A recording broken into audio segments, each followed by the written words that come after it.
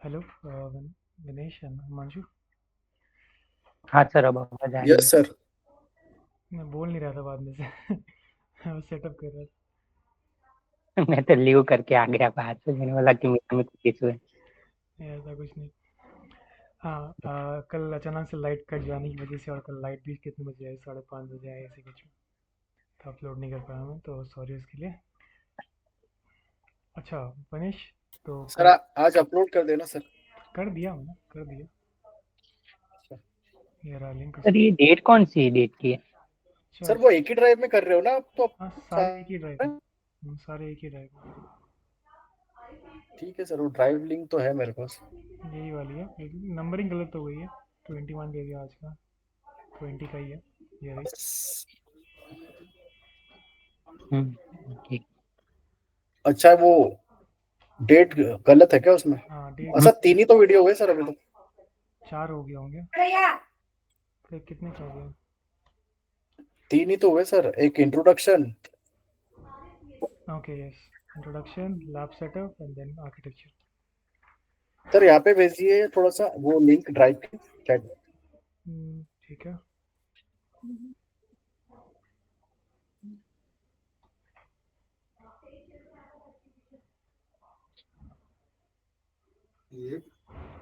पहले हमने इंट्रोडक्शन पढ़ा, फिर लैब सेटअप। लैब सेटअप, और कल हमने आर्किटेक्चर पढ़ा। यस। और कल आपका जो क्वेश्चन था, तो मैंने इस चीज़ को भी पीडीएफ में ऐड कर दिया, क्योंकि इसको एक बार पढ़िएगा।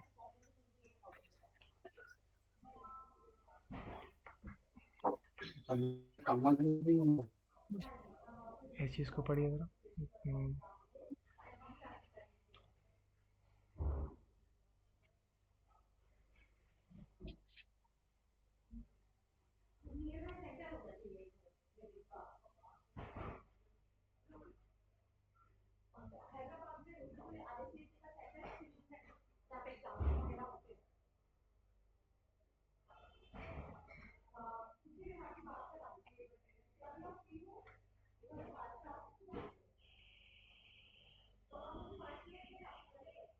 हम्म, सर आवाज़ कट रही है आपकी। सर ड्राइव लिंक सेंड कर दिया मैंने। सेंड हो गया। चैट में भेज दिए सर, चैट में। मुझे नहीं तो फिर मोबाइल खोलना पड़ेगा फिर से।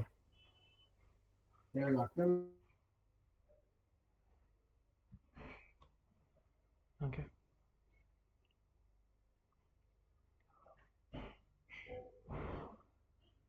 हो गया वो। एक बार इससे पढ़ लीजिए, उसके बाद हम आगे मूव करते हैं।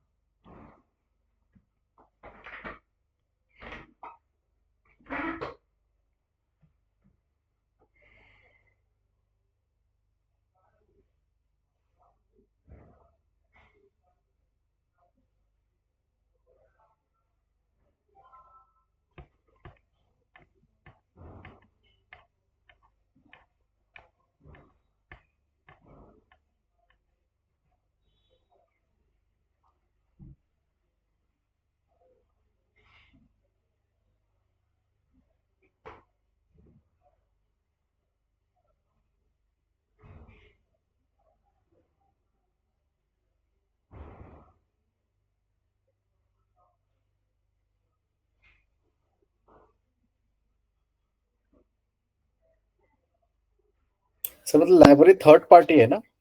थर्ड पार्टी भी हो सकता है, और सिस्टम में भी हो सकते हैं। थर्ड पार्टी लाइब्रेरीज जैसे कि आपका अपाची हो गया। अपाची तो जो अगर जो एप्लीकेशन किसी सर्वर से कम्युनिकेट करती है, तो अपाची का इंक्लूजन होता है। तो अपाची एक थर्ड पार्टी लाइब्रेरी। ओके।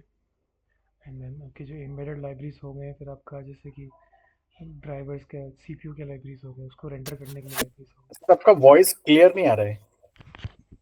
गए। हेलो। हाँ सर। ठीक है। हेलो, क्लियर आ रहा है। बाकी सब थोड़ा सा वो हो रहा है। सर वॉइस में पेस ज्यादा है आपकी। बेस, अच्छा मेरा आवाज़ ही भारी है। लाइब्रेरीज बेसिकली हमारे वो कुछ सिस्टम लाइब्रेरीज होते हैं जो हमारे डेवलपमेंट किट के साथ आते हैं, एनडीके के साथ आते हैं। और कुछ हम थर्ड पार्टी इंपोर्ट करते हैं एप्लीकेशन के अंदर। जैसे कि हमारा एक एग्जांपल लिया हमने अपाची 4 लाइब्रेरी और मोबाइल और एप्स।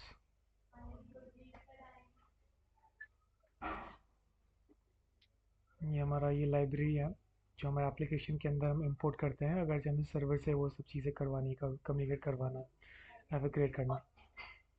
ओके, तो ये चीज़ें रहेगी। एंड देन हमारा open G L G S वो लाइब्रेरीज था जिसके थ्रू से हम सी पी और जी पी यू के रेंडरिंग परफॉर्म कर रहे हैं।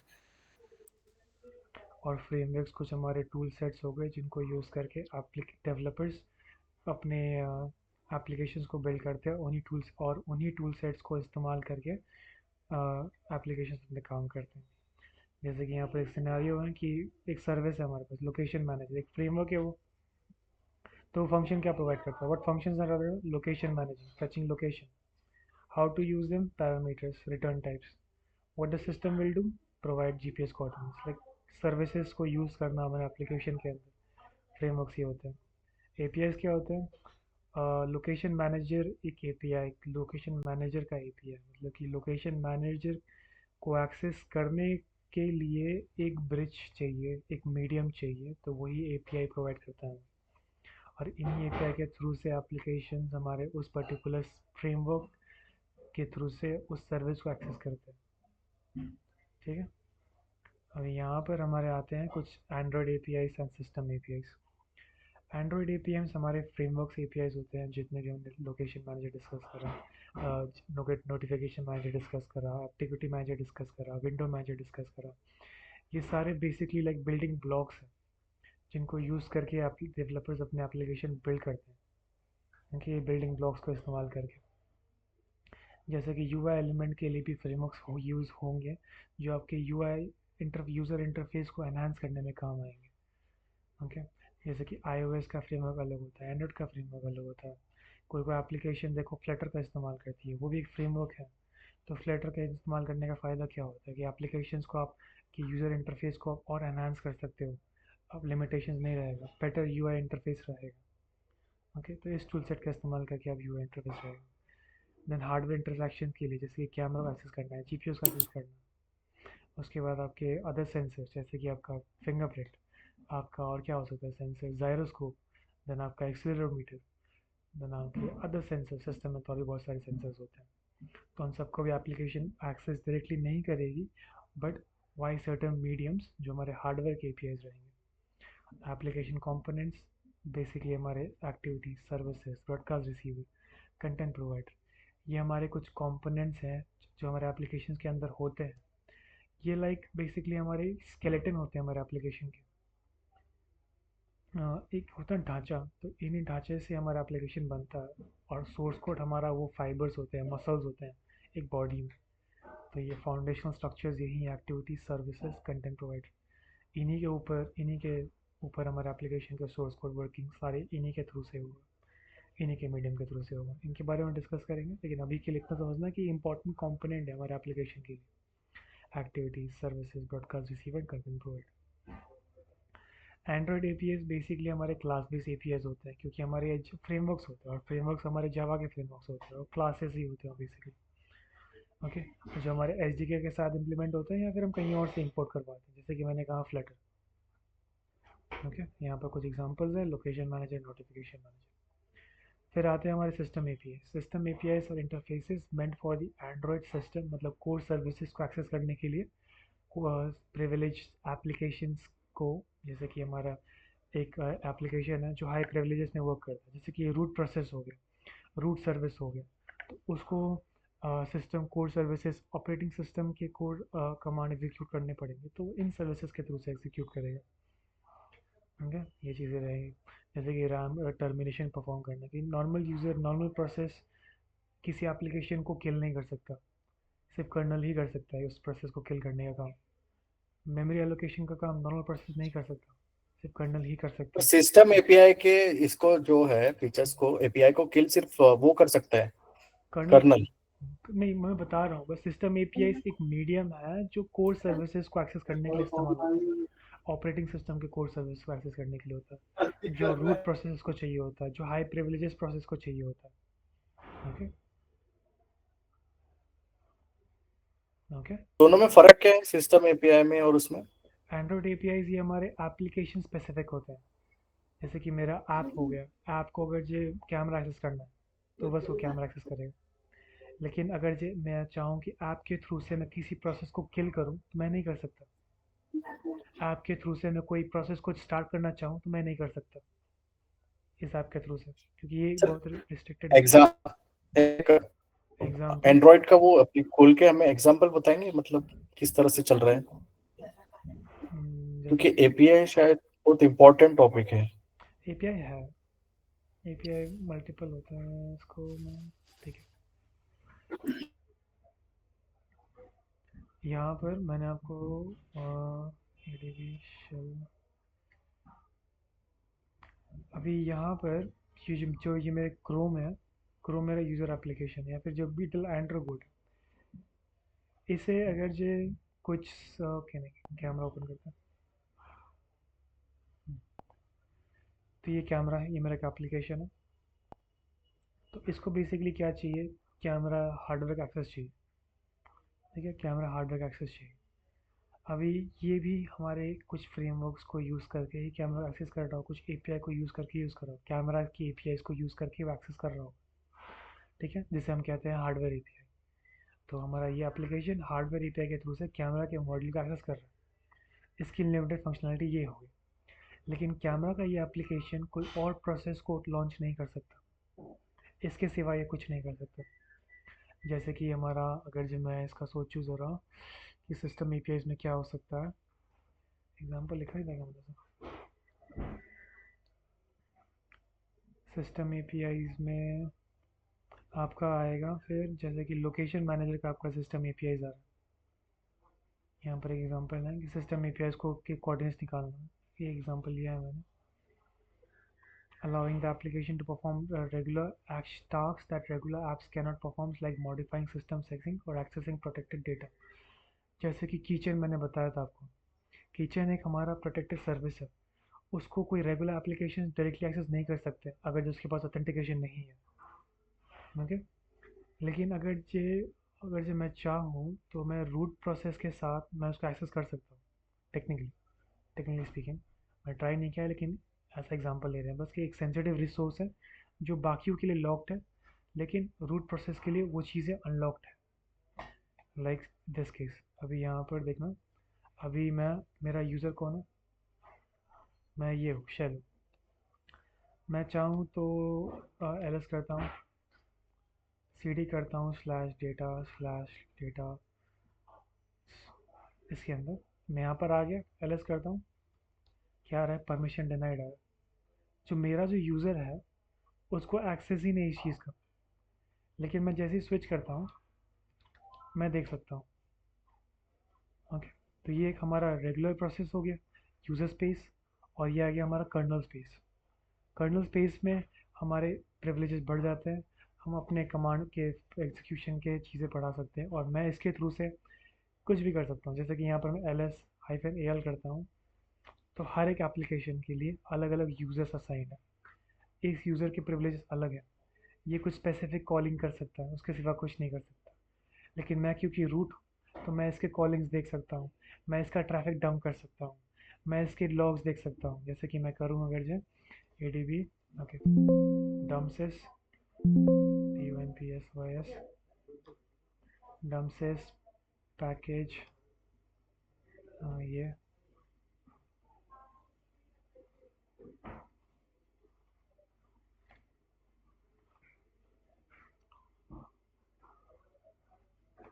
मैं पैकेज ना, पैकेज है वो ध्यान नहीं है, लेकिन हाँ, मैं इस पूरा प्रोसेस का पूरा पैकेज डाउन कर सकता हूँ कि इस एप्लीकेशन में क्या क्या हिस्सा है, क्या क्या नहीं,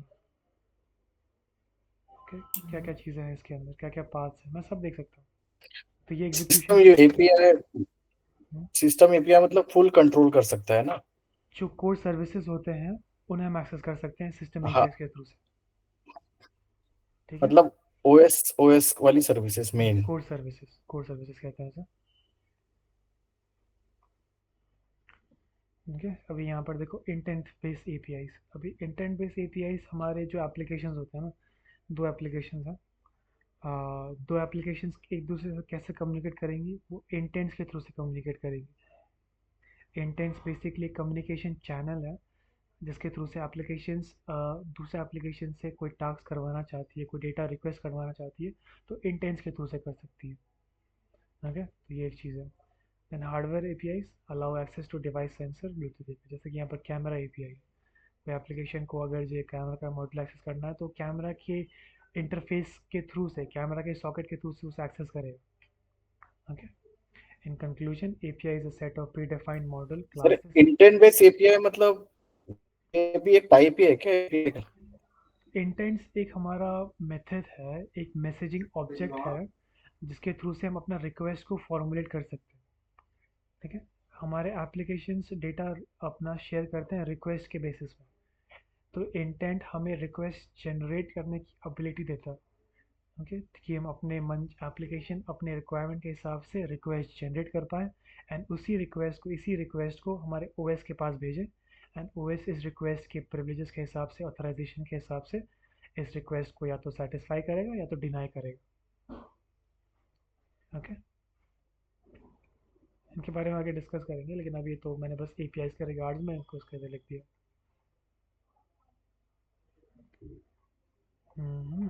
कुछ परेशानी Himanshu and Vinash? No sir, no sir. No sir. System sir हम सर्विसेज दोनों ही हैं क्लास में? सिर्फ दो ही हैं, हाँ। हम सिस्टम सर्विसेज जैसे कि आपकी पावर मैनेजमेंट, बीएमएस मैनेजमेंट, जैसे कि आपका बैटरी मैनेजमेंट में बैटरी पावर कितना कंज्यूम कर रहा है, किस चीज़ का कितना करना है, सीपीयू कितना किसी को देना है, टाइम अलॉटमेंट कितनी रहेगी, वो रहेगा। विंडो मैनेजर, डिस्प्ले का साइज़, वो चीज़ें। एक्टिविटी मैनेजर, एक्टिविटी कब किल करना है, कब स्टार्ट करना है, हाँ ये तो एप्लीकेशन के अंदर ही रहता है। लेकिन जैसे कि आपने नोटिस करा होगा कभी कभी आपका एप्लीकेशन, आपको एक प्रॉम्प्ट आता है कि system UI fail to load, unable to load, unable to load, क्या कहते हैं उसे, अनेबल टू लोड यूआई, ऐसे करके आपको प्रॉम्प्ट आता है सिस्टम। तो ये तब होता है जब आपके हमारा एक प्रोसेस हद से ज़्यादा रिसोर्सेज कंज्यूम करता है और वो चीज़ें सेटिस्फाई नहीं हो रही है या फिर वो चीज़ें क्रैश हो रही है, तो ये किल करने का काम भी कर्नल ही करेगा।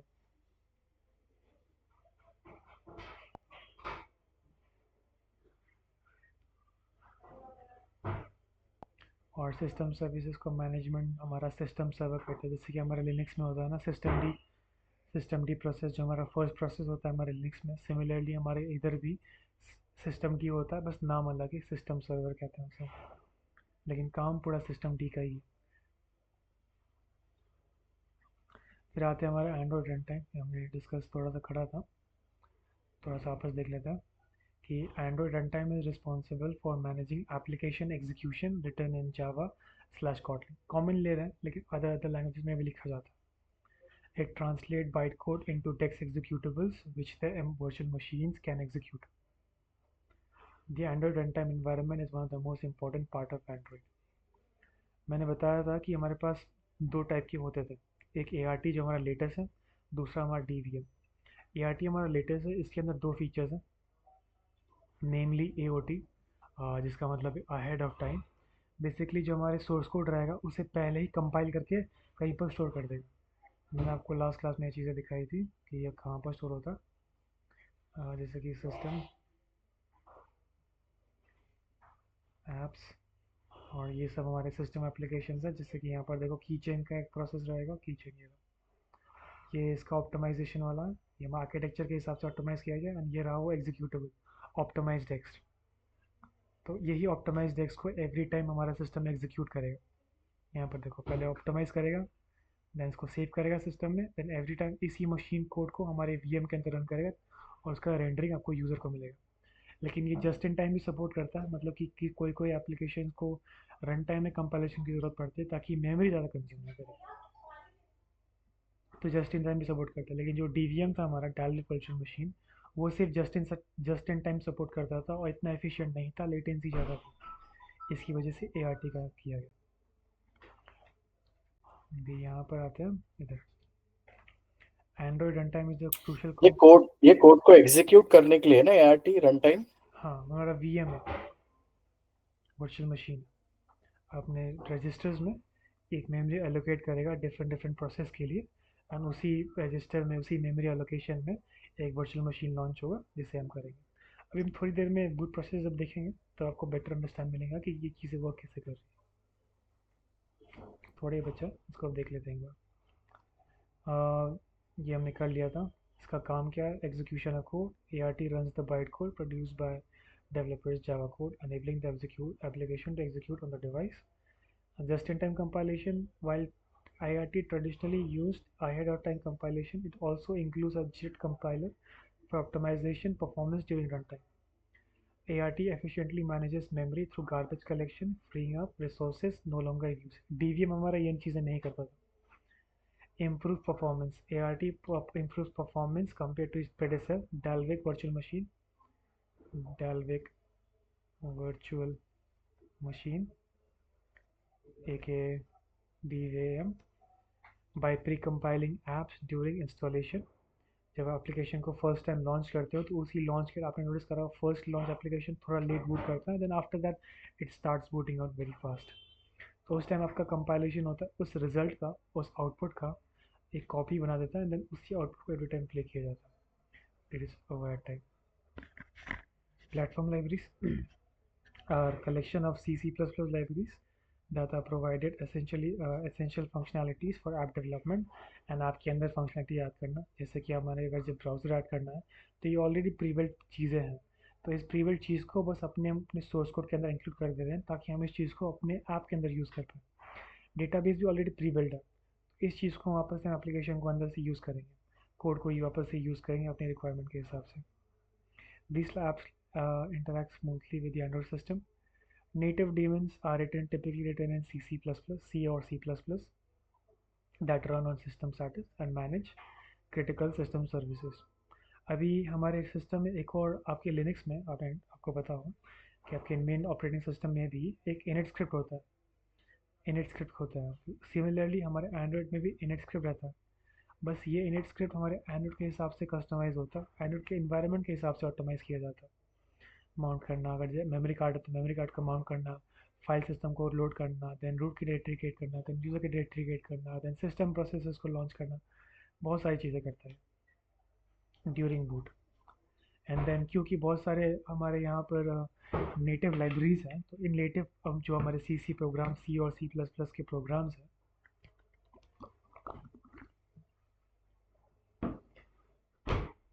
तो इन C++ के प्रोग्राम्स एग्जीक्यूट करने के लिए हमें उनकी डिपेंडेंसीज चाहिए। तो वो डिपेंडेंसीज प्रोवाइड करता है हमारा libc। आप जैसे इंपोर्ट करते हो ना, हेडर इंक्लूड conio.io, std.io, ये कुछ हेडर फाइल्स इंपोर्ट करते हो ताकि आप सी प्रोग्राम में यूज़ किए हुए कीवर्ड्स को एग्जीक्यूट कर पाओ, कंपाइलेशन में एरर ना आर इंटीग्रल पार्ट ऑफ है। ये हमारा मीडिया मैनेजमेंट है, ऑडियो वीडियो रेंडरिंग के लिए है। एंड देन सरफेस मैनेजर हमारे डिस्प्ले को मैनेजमेंट के लिए है। SGL OpenGL हमारे 2D 3D computer graphics rendering के लिए, के लिए, एनिमेशंस के लिए, जो आपके एनिमेशंस होते हैं फ़ोन के अंदर, जब भी कोई चीज़ आप एप्लीकेशन ओपन करते हो, जैसे कि आप बटन क्लिक करते हो तो बटन क्लिक करने के बाद एक छोटे सेकेंड का स्क्रीन ब्लैंक होता है, देन स्मूथली ट्रांजिशन होता है आपके ऐप के आइकन के ऊपर, ये सब भी आपके ग्राफिक्स से ही होता है। देन वेबकिट का इंक्लूजन है, मैंने बताया था वेबकिट हमारा पैकेज होता है जिसके अंदर हमारे सर्च इंजन्स के पैकेजेस अवेलेबल होते हैं, सर्च इंजन के एग्जीक्यूटेबल कॉन्फ़िगरेशन फाइल्स अवेलेबल होते हैं। देन AHL हम लास्ट क्लास में डिस्कस किए थे कि अच्छा हम यहीं पर कट करते हैं ना। Yes sir. यहीं पर कट करते हैं। वो डायग्राम तो हटा दिया शायद से।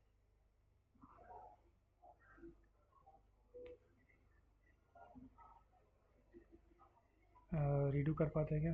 Redo redo redo redo redo नहीं होगा। ठीक है, कोई बात नहीं, इसको मैं ऐसे देखता हूँ। हमारे एप्लीकेशन के अंदर जब भी हम डेवलपर एप्लीकेशन बनाता है तो उसे अपनी एप्लीकेशन की कंपैटिबिलिटी ना मल्टीपल डिवाइसेस में चेक करना पड़ता है, मल्टीपल डिवाइसेस के रेंज में चेक करना पड़ता है, तो क्या उसका एप्लीकेशन मल्टीपल डिवाइसेस में प्रॉपर्ली वर्क कर रहा है कि नहीं कर रहा है।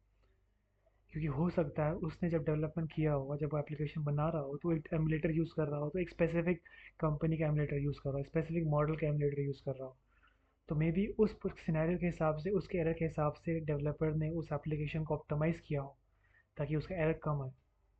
लेकिन अगर AHL नहीं होता है, AHL बेसिकली क्या करता है ना, एक एप्लीकेशन होता है जिसमें एक कमांड होगा जैसे कि ओपन कैमरा। अभी एप्लीकेशन को पता है कि मैं डिवाइस स्पेसिफिक, हमारे ओएस को नहीं पता कि ओपन कैमरा कमांड के हिसाब से मैं कैसे इंटरैक्ट करूँ, क्योंकि कर्नल में तो कुछ और डिफाइंड है। उस पर्टिकुलर हार्डवेयर को कॉल करने के लिए, कैमरा मॉड्यूल को कॉल करने के लिए पर्टिकुलर डिफरेंट ही मेथड यूज़ किया गया है अलग डिवाइस में, अलग कंपनी के डिवाइस में। EHL क्या करता है, एक मीडिएटर रहता है एप्लीकेशन के बीच में और कर्नल के बीच में। एप्लीकेशन बोलता है भाई मुझे कैमरा लॉन्च करवाना है, EHL बोलता है तुझे कैमरा चाहिए, तो EHL रिक्वेस्ट भेजता है कि इसे मुझे कैमरा लॉन्च करवाना है, देन कर्नल कैमरा लॉन्च करवा के देता है उसे। अगर जो EHL नहीं रहता, एप्लीकेशन बोलता है मुझे कैमरा लॉन्च करवाना है, लेकिन कर्नल ये समझ नहीं रहा है कि कैमरा लॉन्च करना का मतलब भी क्या है, क्योंकि उसके हिसाब से कैमरा लॉन्च करने का जो पैरामीटर है वो डिफरेंट है, जो आर्ग्यूमेंट है वो डिफरेंट है।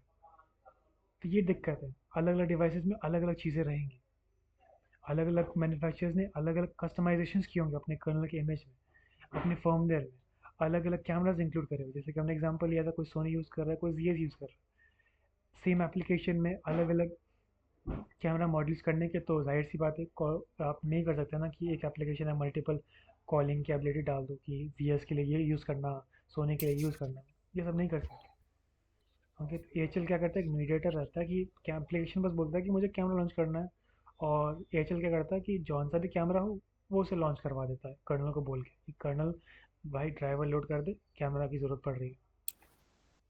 ओके, मतलब सर ये यूनिवर्सल है ना, यूनिवर्सल। यूनिवर्सली, आप हाँ। यूनिवर्सल ड्राइवर समझ लीजिए, इसको कोई भी गाड़ी चलानी आती हो। नहीं, ऐसा कह सकते हैं, कोई भी इसके। ये लिंग्विस्टिक है, इसको हर एक भाषा आती अच्छा। है, अच्छा। लिंग्विस्टिक। कि ये आप हमारा एप्लीकेशन इंग्लिश में बोल रहा है और नीचे हिंदी वाला है, तो ये ट्रांसलेट करके हिंदी में आकर बोल दे रहा है। हाँ, ये बेटर एग्जाम्पल था लिंग्विस्टिक वाला। ठीक है सर। Thank you. हाँ, तो समझा AHL का काम क्या है? हाँ सर, एज अ ट्रांसलेटर काम करता है। हाँ, ट्रांसलेटर, बट लिटरल सेंस में मत ले लेना ट्रांसलेटर। बस आप लिटरल सेंस में मत लेना इस चीज़ को, क्योंकि आप किसी को बोलोगे कि ट्रांसलेटर करता है तो बोलता है कर्नल क्या करता है फिर। Okay. Okay sir. When an app or framework requests to access hardware, Android loads the relevant AHL module for that component. AHL sits between the sir Android, सारा है उसमें कि ना, बहुत सारा कंफ्यूजन हो रहा है। क्या चीज़? सर इतने सारे लेयर्स है इसमें कि कंफ्यूजन हो रहा है कि एप्लीकेशन चलती कैसे है। आप देखना बूट प्रोसेस में और हालत खराब होगा। कि आप एप्लीकेशन कैसे बूट करते हैं, इस चीज़ को रीड करना एक बार, ठीक है? जब वापस बाद में यहाँ पर example, AHL sits between the Android system and the device hardware. Android works the same way on different devices. This helps apps run on various devices, even if they have different hardware. For example, Bluetooth AHL allows apps like music uh, player to connect to wireless headphones, while camera AHL lets uh, camera apps to take pictures on the videos on different devices. मतलब कि ये एक linguistic है जो अलग अलग platform के हिसाब से आपको अलग अलग ट्रांसलेशन करवा रहा है। लाइक मे बी आपको मैं और कंफ्यूज करवा रहा हूँ, लेकिन बैक टू बेसिक्स, ये हमारे एप्लीकेशन को हेल्प करता है किसी हार्डवेयर को एग्जीक्यूट करने के लिए बिना उस हार्डवेयर के कॉन्फ़िगरेशंस को जाने। उसको नहीं, हर एप्लीकेशंस को ये ज़रूरत ही नहीं है कि मैं जानूँ कि कौन से कंपनी का कैमरा है, उसका फर्मवेयर क्या है, मुझे नहीं जानना। मुझे बस कैमरा चाहिए, कौन सी भी कंपनी का हो, कौन से भी डिवाइस में हो, कैमरा लॉन्च करके दे, एंड देन AHL वो काम करता है। अभी ठीक है सर। इस इंफॉर्मेशन को ज़्यादा कॉम्प्लिकेट नहीं करते हैं, धीरे धीरे करके क्लियर हो जाएगा। कर्नल के काम तो हमने देख ही लिया था कि बहुत सारी चीज़ें करता, system resource management, driver management, process memory management, power management, security management and networking management. Networking जो भी आपके बेसबैंड के चिप्स है, वाईफाई हो गया, ब्लूटूथ हो गया, NFC हो गया, नेटवर्क हो गया, इन सब के ड्राइवर्स की मैनेजमेंट, आपका पैकेज के सर कर्नल ट्रांसपोर्ट। भी एक प्रोग्राम ही है ना? क्या चीज़? सर कर्नल भी एक प्रोग्राम ही है ना? यस सर, एक फर्मवेयर है, एग्जैक्टली कहें तो। फर्मवेयर मतलब पैकेज है, हाँ, वो भी एक तरह से, क्या चीज़? वो भी एक पैकेज ही है ना, पैकेज। एक जैसे कि हमारा बूट इमेज होता, बूट इमेज बिना कर्नल हाँ के हार्डवेयर पर रन नहीं कर सकता।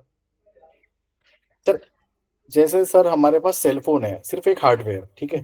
यस। तो उसके बाद क्या काम करता है, उसके बाद कर्नल, कर्नल रहता है, फिर देखो, तीन चीज़ ओएस। होता, ओएस रहेगा, कर्नल रहेगा। नहीं सर, हार्डवेयर से चलते हैं, आप डायग्राम बनाइए। ओके, ठीक है। मुझे इतना टेक्निकली नहीं जानना है, पर मुझे ये जानना है कि मतलब कैसे स्मूथली चल रही है वो एप्लीकेशन, वो तो मैं पढ़ ही लूंगा उसके बाद। ओके, हाँ बताओ क्या। सर जितना टेक्निकल जा रहे हैं ना, उतना उतना और कंफ्यूजन बढ़ते जाता है। वो तो है ही सर हार्डवेयर। मान लीजिए ये हार्डवेयर है, इसमें अभी कुछ भी नहीं है, हम्म। फ्री है, हम्म। सिर्फ मोटा मोटा उसके ओएस मतलब वो प्रोसेसर वगैरह जो है। सीपीयू, रैम, स्टोरेज, वही सब ना। हाँ बस, सिर्फ एक हार्डवेयर है, अब इसे हमें चलाना है। हम्म। तो हमें तो उनकी लैंग्वेज आती नहीं है, कहीं नहीं, हाँ इनके जो लिए बाइनरी लैंग्वेज समझता है। देखो, पहला आता है हमारा सीपीयू का आर्किटेक्चर, कि हमारा सीपीयू का आर्किटेक्चर क्या है। जैसे कि हमारा मोबाइल में रहता है आर्म कॉर्टेक्स, तो इसके इंस्ट्रक्शन सेट्स डिफरेंट रहेंगे।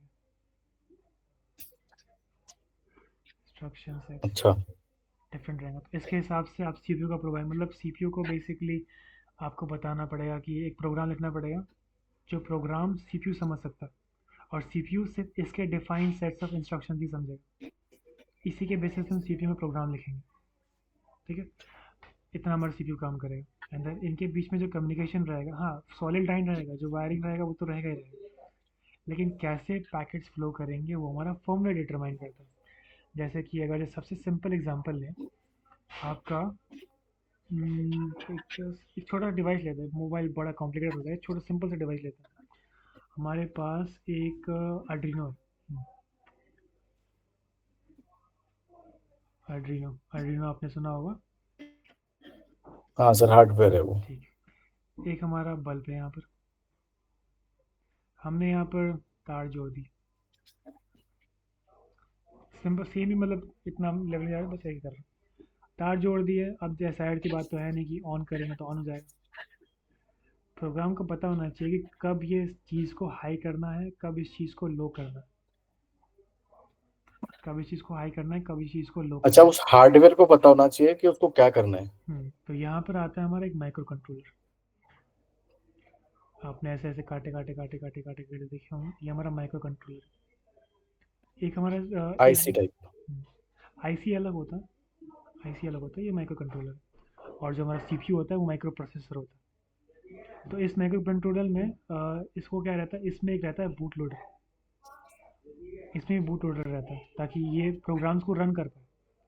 आर्डिनो में बूट लोडर रहता है, फ्लैश करना पड़ता है, करता नहीं तो डिफ़ॉल्ट रहता है वैसे, ताकि ये चिप रेडी स्टेट में हो जाए। जैसे ही मैं इसके अंदर सी का प्रोग्राम, सी प्लस प्लस का प्रोग्राम इसके अंदर फ्लैश करता हूँ, तो इसके अंदर सिर्फ एक ही फाइल रहेगी, ये इंस्ट्रक्शन की मुझे पिन नंबर 5 को हाई करना है, मतलब इसमें वोल्टेज सप्लाई करना है आफ्टर एवरी 10 सेकेंड्स। हमने प्रोग्राम में लिखा तो चिप इतना ही करेगा, पिन नंबर 5 को एवरी टाइम ये हाई करेगा, और हाई करने के बाद ये करंट यहाँ पर जाएगा। ये इसका काम है, बस ये एक सिंपल सा रहेगा कि ये हार्डवेयर है, लेकिन हार्डवेयर को क्या करवाना है, कब कौन से गेट्स चालू होंगे। सर पर हार्डवेयर में भी तो उसकी एक इंस्ट्रक्शन लिखे होंगे ना पहले से ही। गेट्स रहते हैं, गेट्स, ये देखो, एक माइक्रो कंट्रोलर बेसिकली गेट्स रहता है। ये हमारा नॉट गेट है, ये हमारा एंड गेट है, ये हमारा एंड गेट है, और ये हमारा क्या कहते हैं और गेट है। एक सीपीयू इन्हीं गेट से बना होता है, इन्हीं रजिस्टर से बना होता है। एक कहते हैं ना कि आपका सीपीयू में 10 मिलियन रजिस्टर्स हैं, 10 मिलियन ट्रांजिस्टर्स हैं, तो ट्रांजिस्टर्स बेसिकली इन्हीं प्रिंसिपल्स को कहते हैं।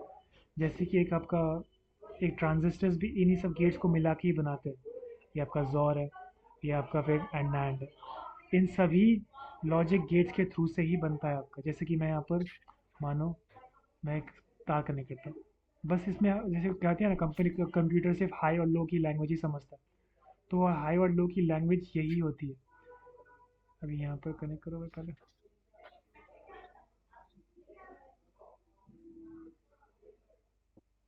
कनेक्ट हो गया भाई।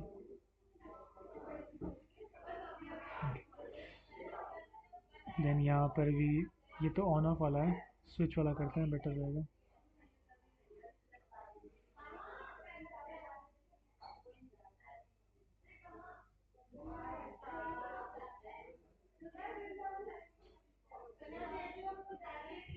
यानी हमारा बल्ब,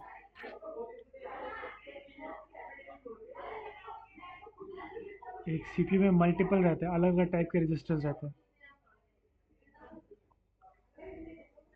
और जो बाइनरी का जो काम है वैसे वर्क करता है। अभी इसको मैं प्ले करता हूँ। अभी यहाँ पर देखना, मैं क्लिक करता हूँ, ये बंद होगा। ये मैं इसको क्लिक कर रहा हूँ और ये नॉट गेट है। ये बेसिकली इसका मैं हाई करता हूँ तो ये लो कर देगा, अगर ये लो है तो ये जलेगा, हाई है तो बंद हो जाएगा। अब ये नैन गेट है। नैन गेट में ये होता है कि दोनों अगर जो ट्रू ऑन रहेंगे तब जाके ये जलेगा। एक को ऑन किया नहीं जला, दो को ऑन किया तब जाके ये जला, मतलब यहाँ पे पावर जा रही है, ये सिग्नल मतलब ऑन हुआ। सिमिलरली और में ऐसा रहेगा कि आपको बस एक ही गेट की ऑन होने की जरूरत पड़ेगी।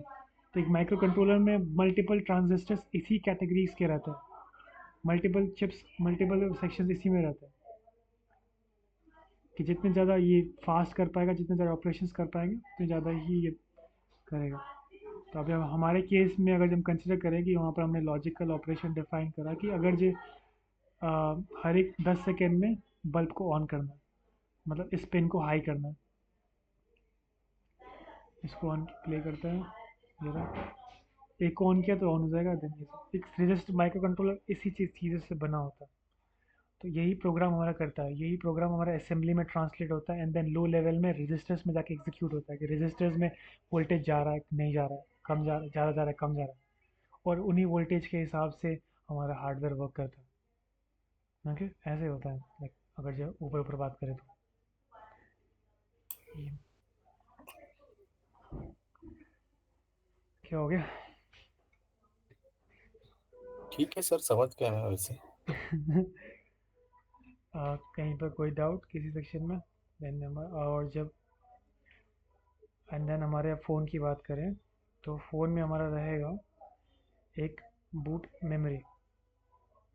एक काम करते हैं, जब हम बूट प्रोसेस में पहुंचते हैं उसके बाद ये डिस्कस करते हैं, तब ठीक है। ये तो हमारा कर्नल का था, ये तो कर लिया आपने। अब आते हैं बूट प्रोसेस में, जो हमारा ये है।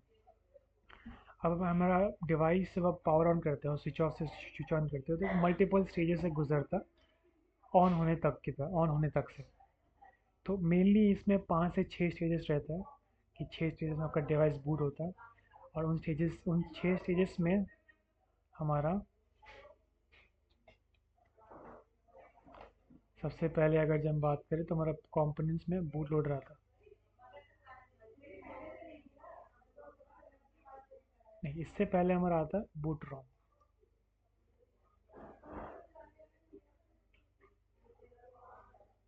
बूट रोम, फिर बूट लोडर आता है, इसके काम धीरे बात करेंगे हम। देन आता है हमारा कर्नल प्लस हमारा आई एस ओ इमेज, जो हमारा मेन इमेज है। देन इसके बाद हमारे कर्नल में लॉन्च होता है इनिट स्क्रिप्ट, ताकि हमारे इन्वायरमेंट सेटअप हो। इसके बाद हमारा वीएम सेटअप होता है, और इसी के बाद हमारा सिस्टम सर्वर, सिस्टम डी जिसे कहते हैं हम लिनक्स में, चलो सिस्टम डी ही लिख देते हैं। एंड देन हमारा चालू होता है, एप्लीकेशन स्टेज में आके सब कुछ रेडी हो जाता है। देन आपका हमारा एप्लीकेशन रन होता है, एग्जीक्यूट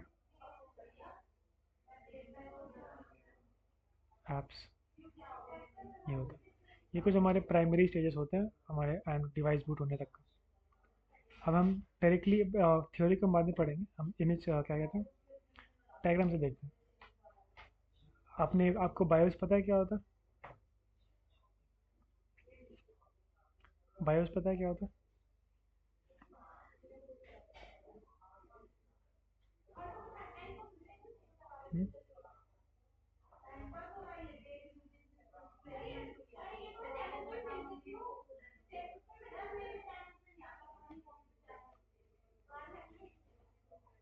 बायोस एक हमारा एक फर्मवेयर होता है जो हमारे डिवाइस हार्डवेयर सीपीयू में कंप्यूटर में बात करें तो जब भी आप पावर ऑन करते हो सीपीयू में सबसे पहले सिग्नल आपके पास वो आपके बायोस वाले चिप पे जाता है एंड बायोस वाला जो फर्मवेयर है वो एग्जीक्यूट होता है वो हमारे सिस्टम को पूरा चेक करता है सभी चीज़ें प्रॉपर्ली कनेक्टेड है कि नहीं देन उसके बाद बायोस हमारा के बिना चल ही नहीं सकता है ना, हम्म, बायोस के बिना चल ही नहीं सकता है ना। बिल्कुल क्योंकि वही हमारे सिस्टम को लोड करता है ओके बायोस के बारे में पता है ना आपको हाँ सर। ठीक है तो बूट रोम भी हमारा टेक्निकली बायोस की तरह ये भी हमारा एक रीड ओनली फाइल है ये एक हमारा इमेज है जो बेसिकली जैसे हम सीपीयू को ऑन करते हैं तो इसके अंदर एक pre defined defined set of instructions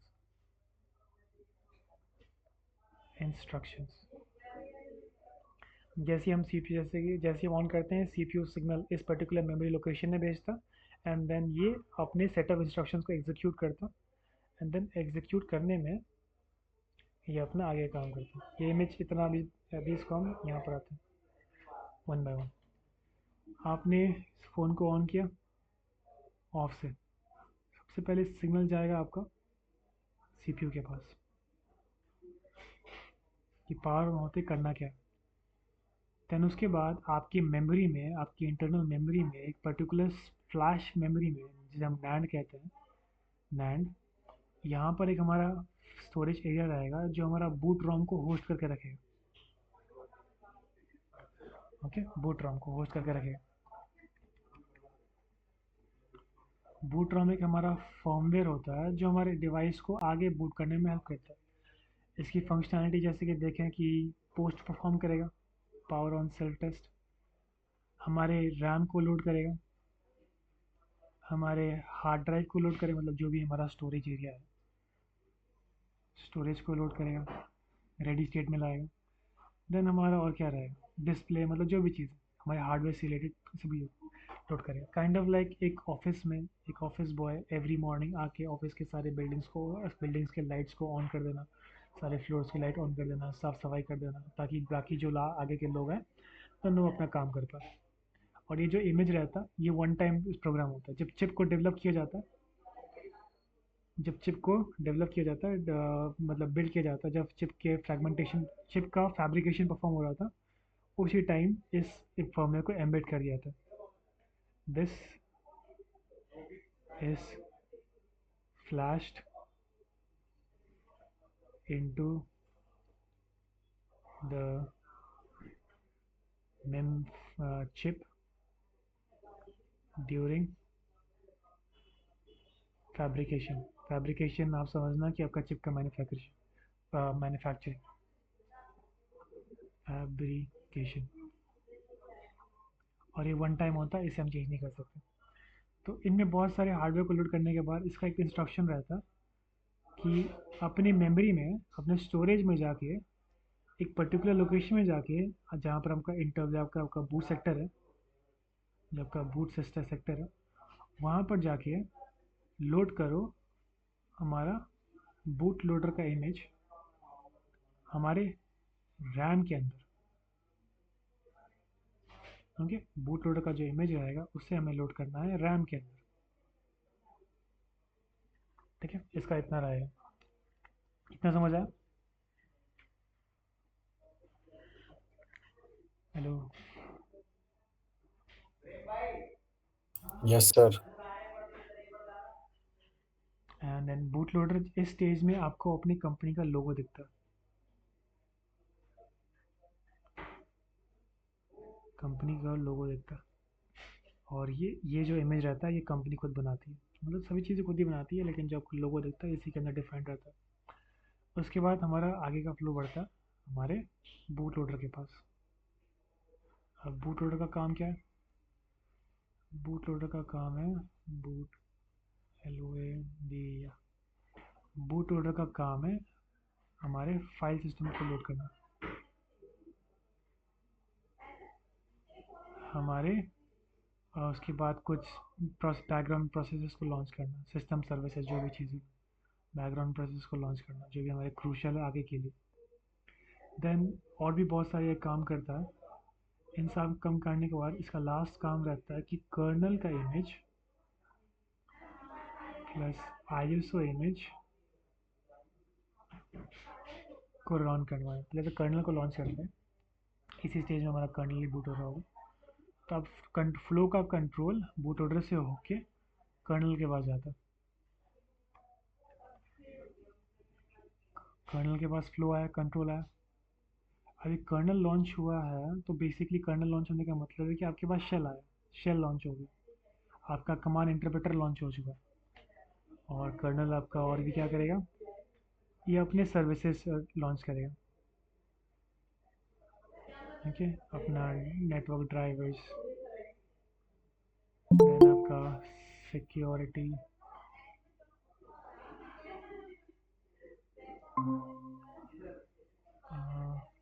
then आपका मेमोरी मैनेजमेंट, ये बहुत सारी चीज़ें हैं और भी बहुत सारी चीज़ें करेगा। और कर्नल सब चीज़ें सेटअप करने के बाद अपने फाइल सिस्टम जो इसने लोड करा है, इस फाइल सिस्टम में जाके हमारा init डॉट RC स्क्रिप्ट को अपने शेल में एग्जीक्यूट करेगा। अभी init डॉट RC स्क्रिप्ट देखना कि क्या होता है। इसे बंद करो।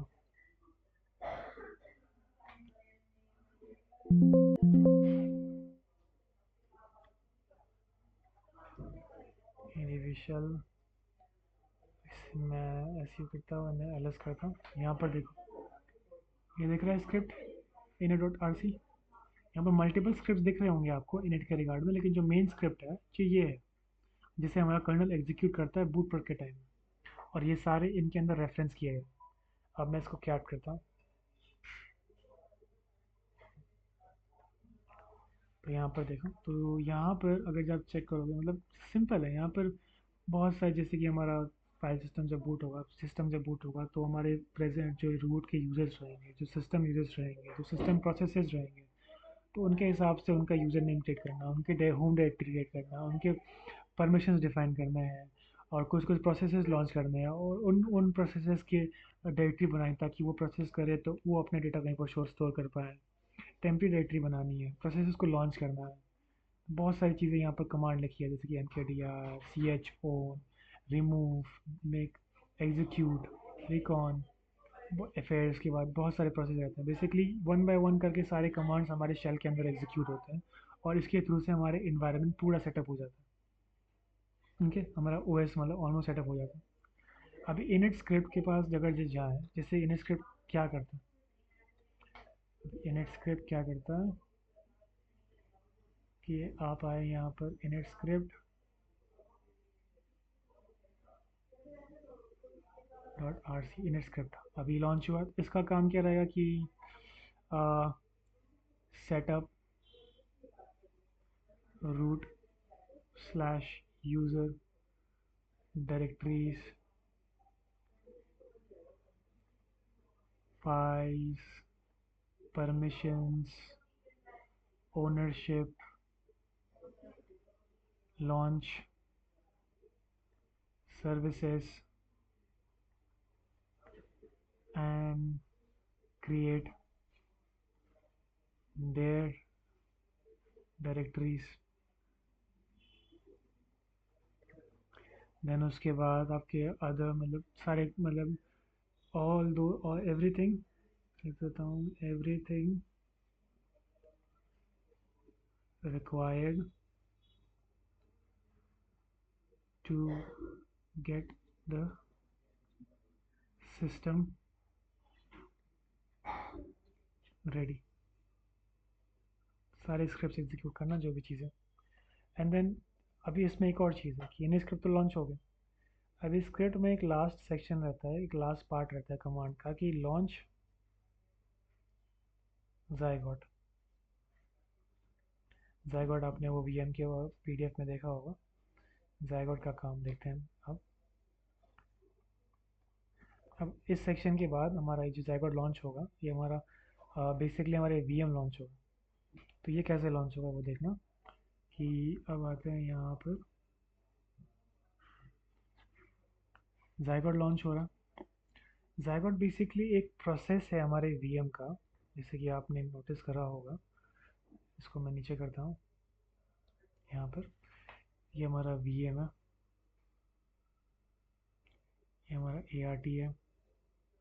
इसके अंदर हमारा एक DVM आएगा जो ट्रांसलेटर परफॉर्म करेगा, जो हमारे बाइट कोड को ट्रांसलेट करेगा, मतलब इसी का पार्ट ही है, मतलब कुछ भी ट्रांसलेटर रहेगा, इसको DVM नहीं लिखता, कंफ्यूज हो जाओ, VM लिखता हूँ, जो हमारा एग्जीक्यूट करेगा, ट्रांसलेट करेगा। देन एक आता है हमारा ज़ायगॉट। देन आता है हमारे कुछ कोड लाइब्रेरीज जो हमारे VM स्पेसिफिक होता है, जो हमारे वर्चुअल मशीन स्पेसिफिक होता है। कोड लिख देता हूँ बस। तो ये सब तो है। अब हमारा जो इनस्क्रिप्ट लॉन्च करेगा वो ज़ायगॉट लॉन्च करेगा। अब ज़ायगॉट बेसिकली क्या होता है? ज़ायगॉट बेसिकली एक सर्वे, एक प्रोसेस होता है हमारे VM के अंदर, जो हमारे VM को ये हेल्प करता है कि सारे वो लाइब्रेरी, सारे फ्रेमवर्क, सारे बाइनरी जौन जौन से एप्लीकेशंस को रिक्वायर्ड हो सकती है वो अपने अंदर लोड कर लेता है। इसको फ्रेम करें तो process which is responsible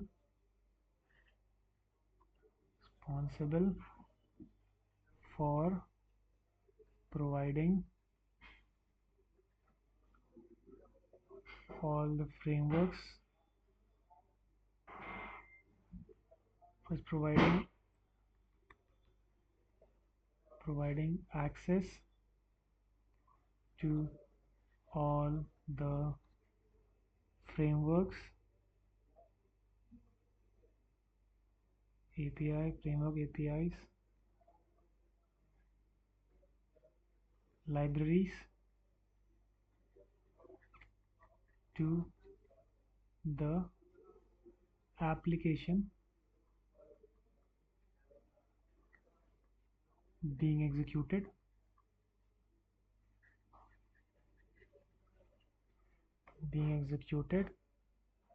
inside the VM.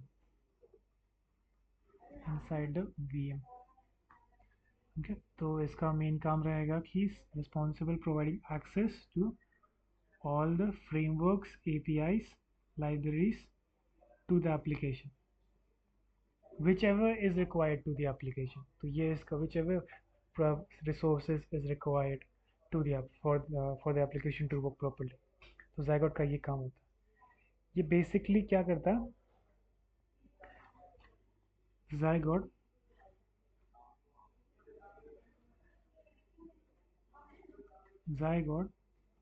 basically during boot creates a template of itself, template समझते हो ना? template of itself configured with / loaded with all the frameworks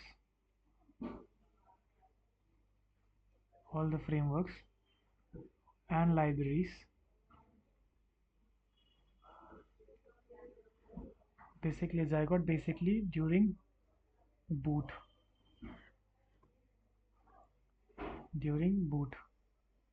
process में creates a template of itself configured / loaded with all the frameworks and libraries which might be required by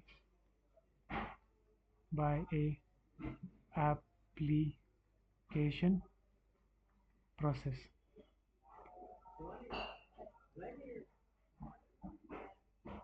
ठीक है, ये करता है ज़ायगॉट। इसको एक बार रीड करना, मैं हैंडराइटिंग थोड़ी गंदी होगी तो मैं रीड करता हूँ। Zygote is a process which is responsible for providing access to all the framework APIs, libraries to the application being executed inside the VM. Okay, Zygote basically during boot creates a template of itself pre-configured, मतलब जो भी इन्होंने लूट की अपने आप को configure किया होगा बूट करने के टाइम में, सारे फ्रेमवर्क, सारे लाइब्रेरीज के configured / loaded with all the libraries which might be required by a process and बाद में जब कोई नया प्रोसेस एप्लीकेशन लॉन्च होता है and later this zygote template will be used every time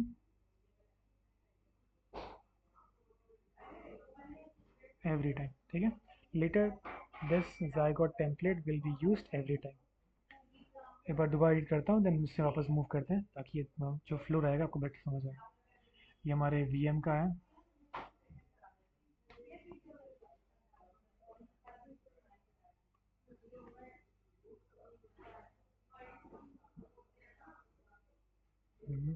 okay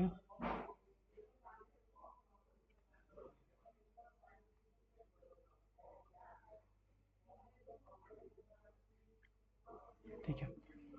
वापस से एक बार इसको बस थर्ड थ्योरी बस ऐसे ही मतलब अभी के लिए बस थोड़ा टेम्परी में शॉर्ट टर्म में याद कर लेना, मतलब समझ लेना.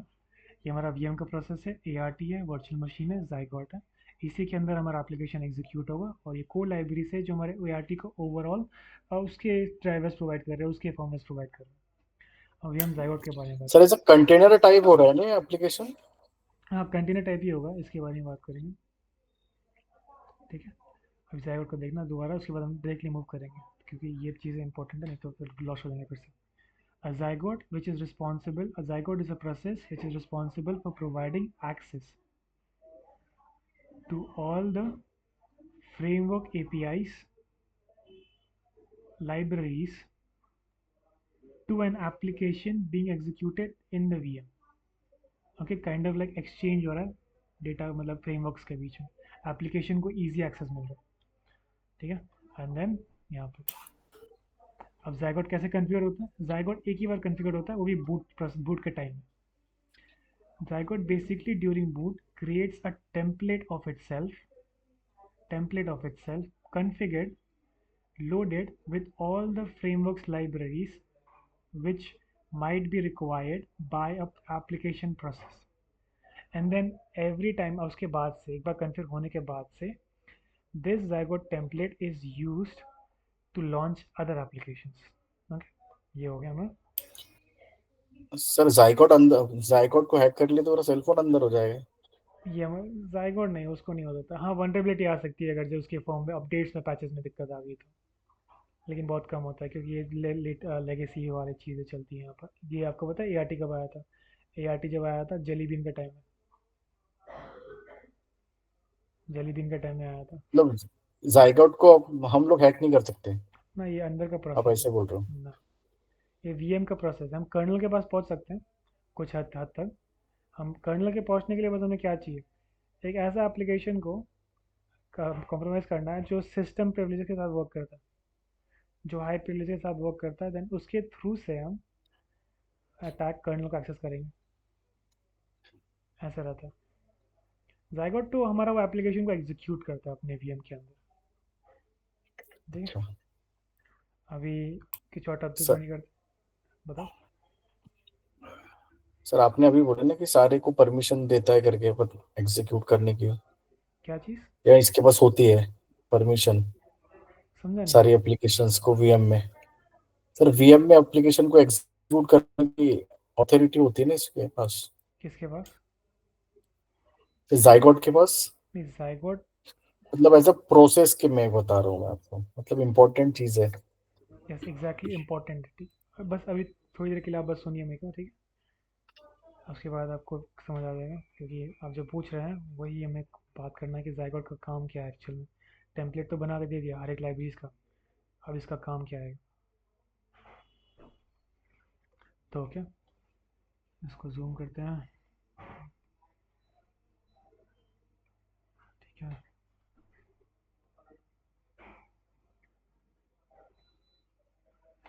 अब हमारा यहाँ पर zygote लॉन्च हो गया होगा.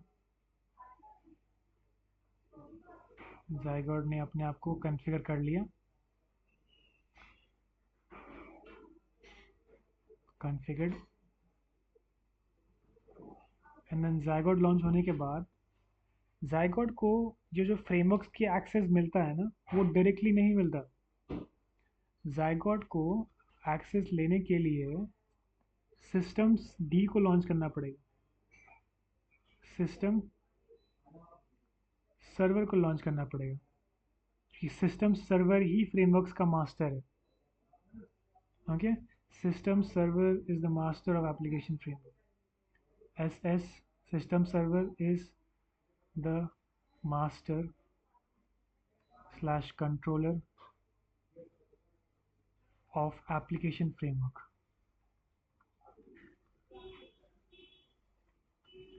सिस्टम सर्वर को लॉन्च करना पड़े तब जाके इसको एक्सेस मिलेगा इस चीज़ का. तो ये कैसे वर्क करेगा इसको देखना ज़रा. अभी सिस्टम सर्वर को इसको लॉन्च करना, लेकिन अब सिस्टम सर्वर को कैसे लॉन्च करेगा?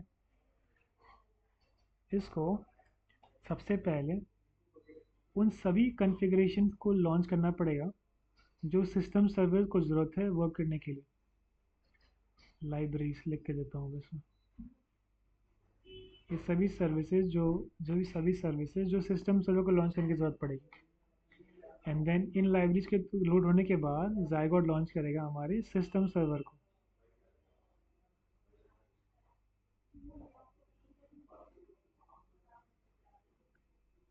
और सिस्टम सर्वर मैंने बताया कि ये हमारा कंट्रोलर है एप्लीकेशन फ्रेमवर्क का.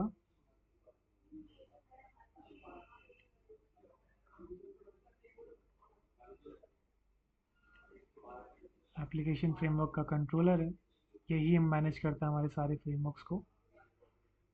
तो क्या होता है कि अब हमारे ऐप के पास इनडायरेक्टली इसका भी एक्सेस आ जाएगा. अभी इस प्रोसेस का जो इसने सक्सेसफुली लोड कर दिया है, हमारा वीएम क्या करता है,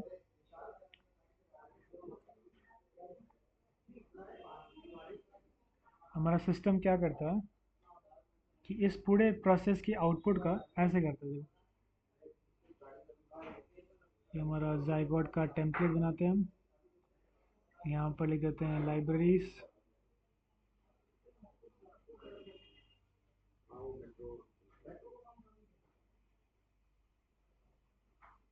एंड देन ये हमारा है एप्लीकेशन फ्रेमवर्क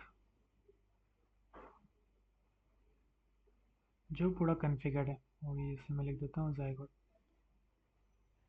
ओके, रिजल्ट ये इसका, ये टेम्पलेट है इसका. अब सिस्टम सर्वर मैंने बताया लास्ट प्रोसेस. ओके, इसको इस चीज़ को मैं मूव कर देता हूँ यहाँ पर. ठीक है, सिस्टम ये जायगॉट का टेम्पलेट हमारा कॉन्फ़िगर्ड हो गया. अब हमारा सिस्टम सर्वर लोड होता है. मैंने बताया था कि ये लास्ट स्टेज होता है. जैसे ही हमारा सिस्टम सर्वर लोड हो जाता है, फिर से लाइट जाने वाली है, जल्दी करना पड़ेगा. ठीक है, सिस्टम सर्वर यहाँ पर जैसे ही सिस्टम सर्वर कॉन्फ़िगर हो जाएगा, ये एक ब्रॉडकास्ट लॉन्च करेगा. Action boot complete. ये हमारा ब्रॉडकास्ट होता है. और जौन से एप्लीकेशन हमारे इस ब्रॉडकास्ट के लिए सब्सक्राइब होते हैं, वो स्टार्टअप एप्लीकेशन इस ब्रॉडकास्ट को रिसीव करते ही अपने आप को लॉन्च करने का एग्जीक्यूट कमांड देते हैं. तो वो कैसे वर्क करता है देखना. मान लो सबसे पहले लॉन्च क्या करेगा हमारा, तो होम लॉन्चर ही लॉन्च करेगा, जिसके बारे में बात करा हमने. क्योंकि होम लॉन्चर ही लॉन्च करेगा, क्योंकि यही हमारा यूज़र इंटरफेस रेडी कर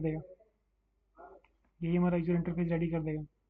तो सबसे पहले होम लॉन्चर लॉन्च करेगा. तो ये लॉन्च करने का जो सीक्वेंस रहेगा, जैसे कि हमारा ऐप है होम लॉन्चर, LAUNCH लॉन्च. तो इसका जो लॉन्च जैसे मैं करूँगा क्लिक, तो ये सबसे पहले सिग्नल जाएगा हमारा जायगॉट के पास.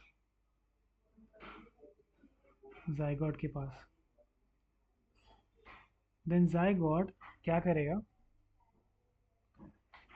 अपना जो टेम्पलेट है, जायगॉट टेम्पलेट जो भी लिख देता हूँ, टेम्पलेट है, अपना एक कॉपी बनाएगा. जो मेन जायगॉट रहेगा, जो पेरेंट जायगॉट रहेगा, लिख देता हूँ, ये मेन जायगॉट है, parent zygote, parent process.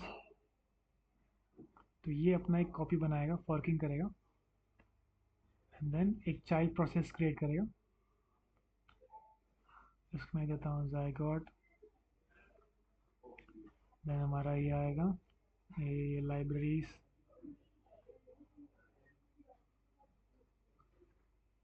Application framework, okay, ये हमारा चाइल्ड प्रोसेस है। अब ये zygote क्या करेगा, अपने थ्रू से एक वीएम अटैच करेगा, एक वीएम अटैच करेगा, और इसी वीएम के अंदर हमारा वो एप्लीकेशन वर्क करेगा। ठीक है। सिमिलरली अगर जब मैं दूसरा एप्लीकेशन लॉन्च करता हूँ, जैसे कि व्हाट्सएप, सबसे पहले सिग्नल पेरेंट के पास जाएगा, पेरेंट फिर फॉर्किंग परफॉर्म करेगा, टेम्पलेट वाले को भेजेगा, देन टेम्पलेट वाला अपने थ्रू से एक वर्चुअल मशीन लॉन्च करेगा, एंड देन इसी वर्चुअल मशीन में हमारा ऐप एग्जीक्यूट करेगा। यहाँ पर मैं कर देता हूँ ये डिनोट करने के लिए कि ऐप को सभी लाइब्रेरीज का एक्सेस है। ओके, इसी तरह मल्टीपल अलग अलग एप्लीकेशंस वर्क करेंगे। तो ये था हमारा overall boot process introduction.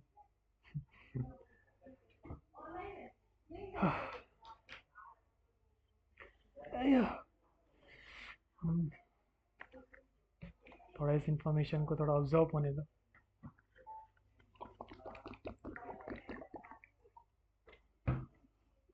Sir confusion है पर ठीक है, देख लेंगे।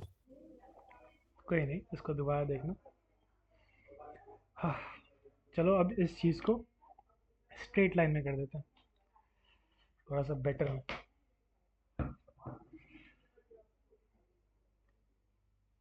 ये बिल्कुल भी हम डेप्थ में थे ही नहीं, ये डेप्थ है ही नहीं, ये बस हम जनरल ओवरव्यू देख रहे हैं कि हमारा ओएस वर्क कैसे करता है बस।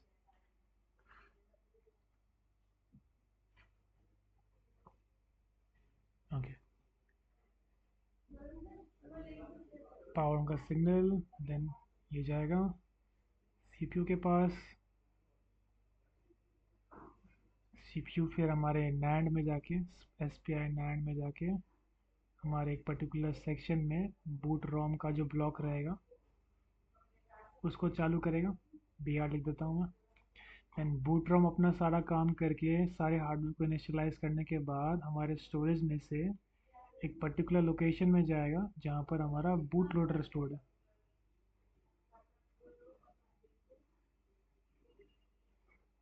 बूट लोडर फिर हमारे फाइल सिस्टम को लोड करेगा, हमारे सिस्टम प्रोसेसेस को लॉन्च करेगा।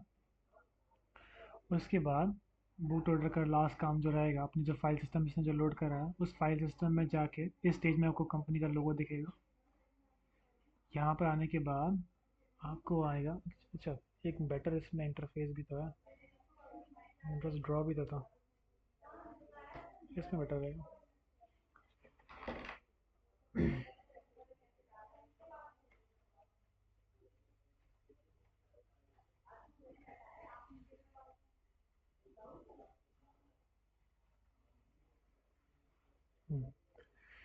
सबसे पहले हम करते हैं ऑन, देन उसके बाद हमारा सीपीयू,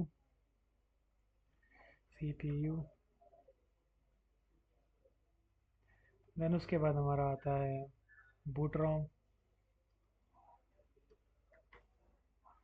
ये हमारा अपना परमानेंट रहता है, फिक्स रहता है।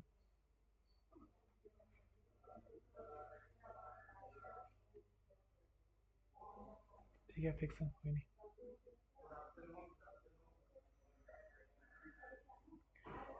उसके बाद हमारा रहेगा बूट लोडर,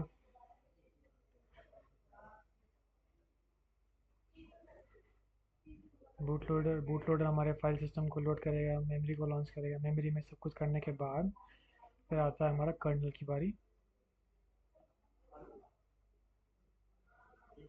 कर्नल कर्नल फिर अपना लॉन्च करने के बाद ये अपना शेल लॉन्च करेगा, नीचे कर देता हूँ शेल, पहले लाइन टाइम देते हैं,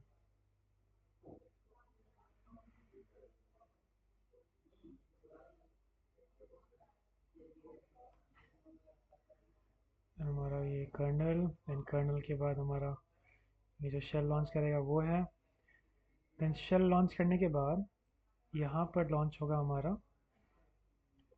init.rc।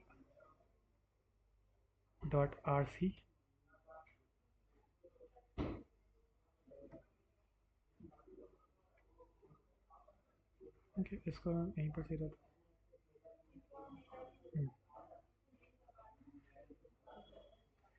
कर्नल हमारा ये लॉन्च करेगा, देन करने के बाद हमारा लॉन्च होगा फिर init.rc। इसको बताते हैं, एंड यहाँ पर सिंपली लिख देता हूँ मैं init.rc। ये लॉन्च करेगा, ये फिर हमारे पूरे इन्वायरमेंट को सेटअप कर देगा।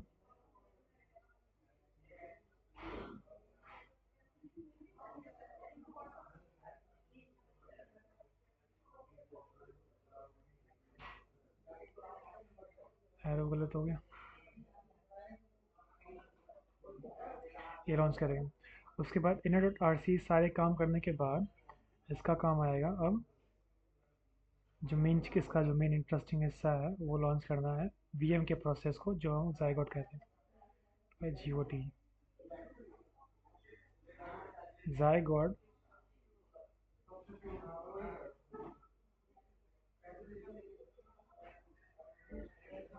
इनको करने के बाद ज़ायगोट करेगा कुछ डिपेंडेंसीज को जो हमारे सिस्टम सर्वर को चाहिए।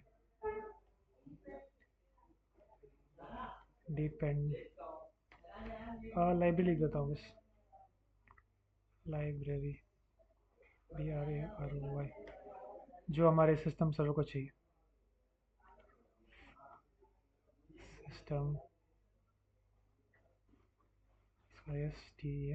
सिस्टम डी लिख देता हूँ। ठीक है,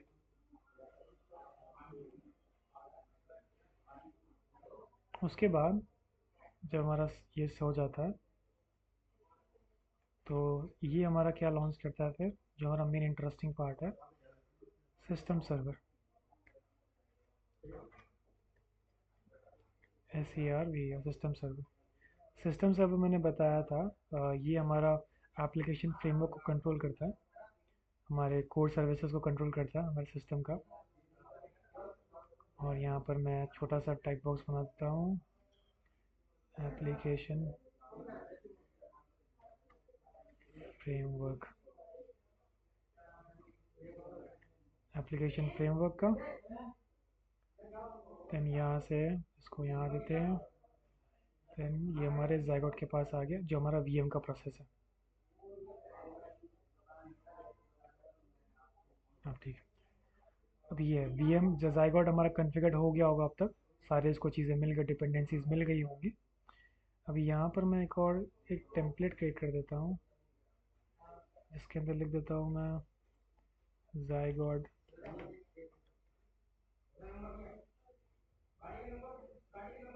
रिजल्ट, ज़ायगोट। यहाँ पर नीचे देता हूँ लाइब्रेरीज, एप्लीकेशन फ्रेमवर्क।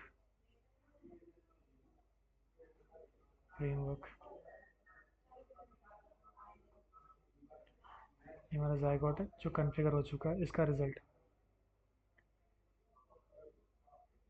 और यहाँ पर मैं टेक्स्ट लिख देता हूँ रिज़ल्ट।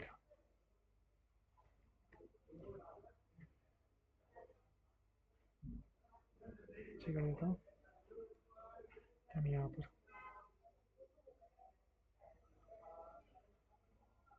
ये हमारा रिज़ल्ट। अब सिस्टम सर्वर लॉन्च हो गया तो मैंने बताया था कि एक ब्रॉडकास्ट लॉन्च होगा, एक्शन बूट कंप्लीटेड, कंप्लीट या कंप्लीट ऐसी कुछ है। एक सिस्टम वाइड ब्रॉडकास्ट जनरेट होगा।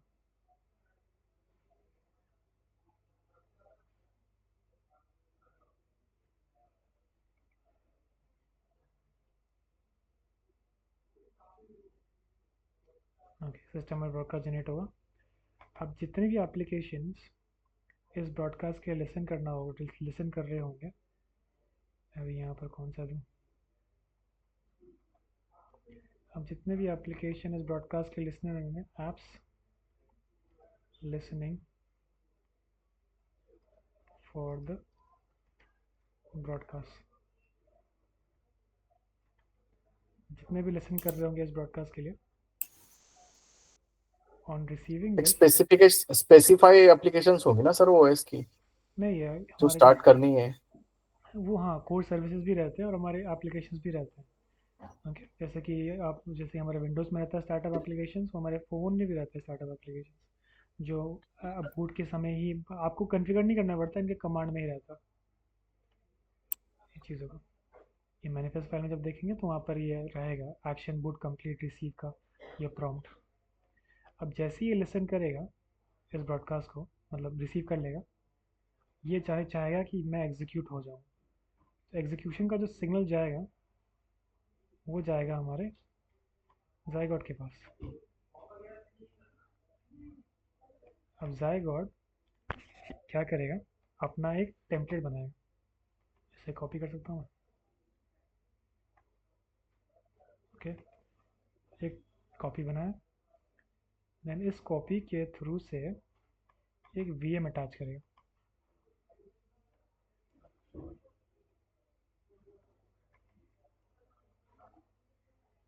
इसी वीएम के अंदर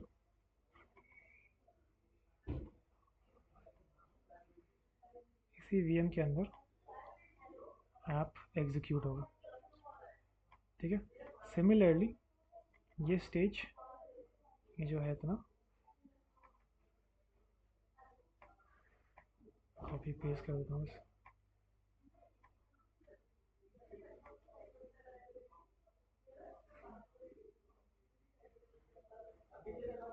अपने थ्रू से ऐसे लॉन्च करेगा,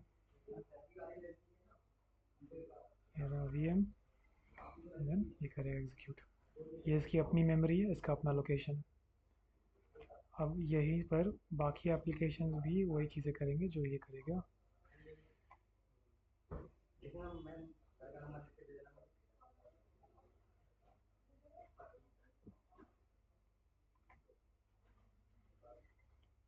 पेस्ट,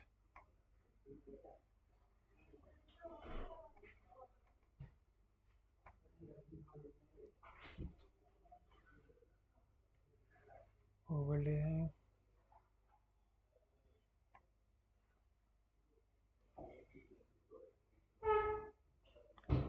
यहाँ पर हमारा एप्लीकेशन, ओके, इसको हटाओ, स्पेस करो,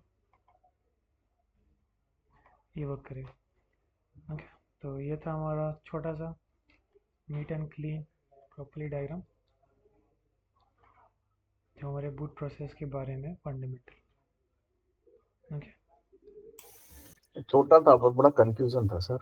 हाँ, थोड़ा टाइम लगेगा, लेकिन ये डायग्राम ज़्यादा होगा, लेकिन थोड़ा मेरे को लगता है ये डायग्राम थोड़ा बेटर था उस ड्राइंग से, फ्लो बेटर समझ आ रहा है ऑर्गेनाइजेशन में। Yes sir.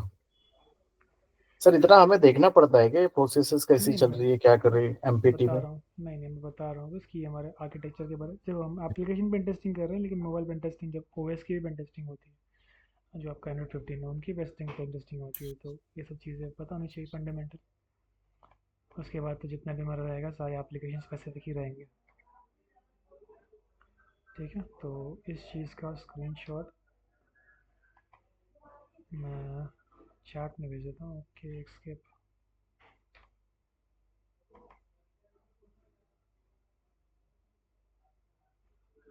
ये था। तो हमारा बूट प्रोसेस टेक्निकली ये ख़त्म हो गया, यही लिखा है उस नोट्स में, और जो आप अगर रेफर करना चाहें तो उसको आप कर सकते हैं।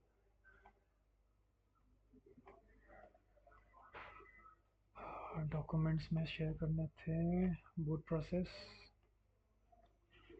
मैंने शेयर किए थे आपको, आर्किटेक्चर वाले, अच्छा दोनों शेयर करिए, मैं आर्किटेक्चर वाले बूट प्रोसेस का भी कर दिया, आर्किटेक्चर भी कर दिया, और बस अपडेटेड में जो सेक्शन है, जो ब्लॉक है, वो आपको ये कुछ ब्लॉक्स अपडेटेड वाले मिलेंगे, लेकिन आप रिकॉर्डिंग से अपने वहाँ पर ऐड कर लीजिएगा, अपने अपना हार्ड कॉपी, फिजिकल कॉपी जिसमें बनाते हैं। अपडेटेड में बस यही है जो किया है ऐड, देन कुछ सिस्टम एपीआईज के बारे में और थोड़ा लिखा है, कुछ सोर्स कोड एंड देन बाकी सारी चीज़ें सिमिलर ही है। और बूट प्रोसेस वही है जो हमने अभी डिस्कस करा। और इमेज मैं शेयर करता हूँ। कल हम सिक्योरिटी मॉडल देखेंगे, कल नहीं, अभी भी टाइम है, लेकिन लाइट कभी भी जा सकती है।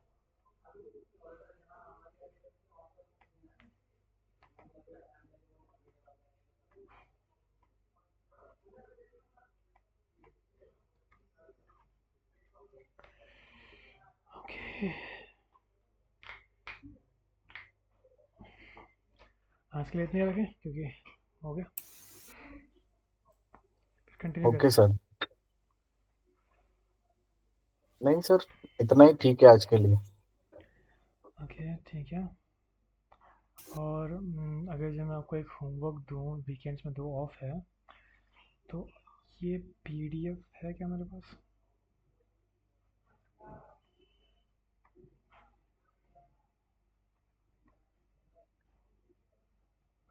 ओके, ये तो नहीं है। Clicking the chain of C certificates में क्या है? नहीं, था पीडीएफ, मैंने कहाँ रख दिया उसको? Android, Android security techniques, mechanisms, mechanisms।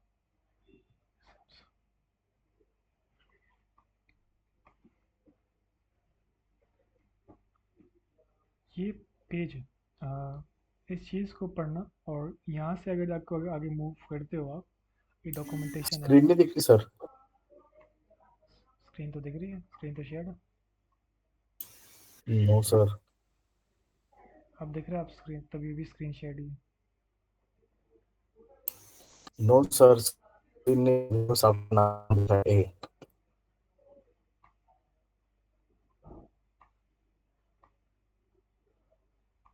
अब सर अब दिख रही है। ठीक है।